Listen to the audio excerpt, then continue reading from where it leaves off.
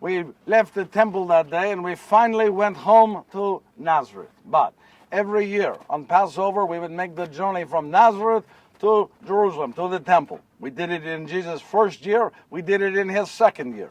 During his second year, we decided that after we were at the temple finished, we would go and stay and visit with my brothers in Bethlehem. And that's what we did.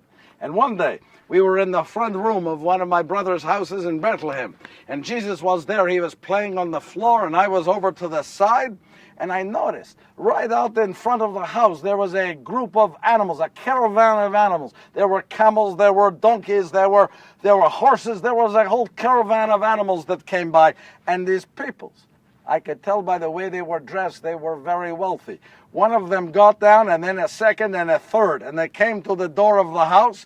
They looked in, saw Jesus on the floor, and came straight through. And right there, right in front of Jesus, they lay flat on their stomach. Right there in front, they just lay flat onto their stomach. And I'm standing to the side just looking at them.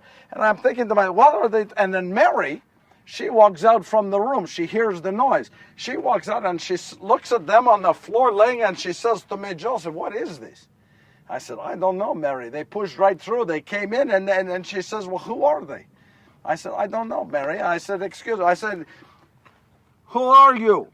I said, Mary was asking, we would like to know who you are. And just with that, they called to their servants and they brought in gifts. One servant brought in gold, another servant brought in the frankincense, and another servant brought in myrrh. And they started to present them in front of Jesus. Well, Mary says to me, Joseph, you tell them that we cannot keep those gifts. I said, well, Mary, I said, they are not gifts for us. They are gifts for Jesus. And she said, now, Joseph, you tell them they are too valuable for us. We cannot accept those gifts. I said, yes, Mary. I said, yes. I said, excuse me. I said, we cannot keep these wonderful, valuable gifts. We are but poor people. We cannot accept these gifts. And they looked at me and they said this. They have been traveling, they told me, for 1,200 miles from the east, following a star. Can you imagine? Following a star just to find our son. And these gifts they brought the distance just to give to our son. And they said one thing else. On our way here, we visited with your King Herod. And he has told us he wants your son dead. So you must make plans to protect your son. Well, they left us that day. And I remember as I was getting into bed that night and I was saying my prayers to God, I asked God for direction. I said, is there any truth to what they said?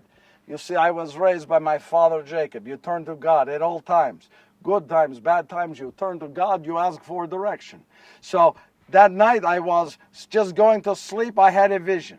And the vision said that I was to go and take Mary and Jesus that very night into Egypt. I was to leave and go to Egypt that very night. I went, I woke Mary, I told her of my vision. She said, Joseph, we must go. You see, my father Jacob taught me that when God speaks to you, you're to say yes. You're to say yes, you're to answer God and to say yes. So that very night, we packed everything and we made our way into Egypt. Now, we were in Egypt for nearly 3 years. It was very, very difficult. The roads were bad, the weather was bad, there were factions that were fighting with one another, and it was very difficult for me to find work, to raise money, to support and feed my family. Did you ever ask yourself, how did he support and feed his family for the 3 years in Egypt? Would you like to know? Gold, frankincense, and myrrh. They are very valuable, yes? Yes, don't tell me God does not provide. Even when you do not know that God is providing for you. But it was so difficult a journey, I was always complaining.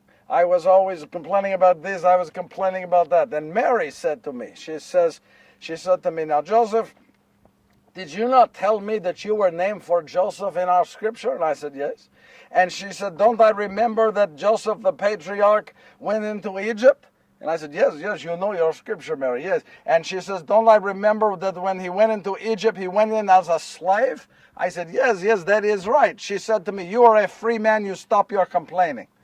So I said, yes, Mary. Well, after nearly 3 years, I had a vision, and in that vision, I saw that the Herod who wanted my son dead had died, and it was safe for me to go back home to Nazareth.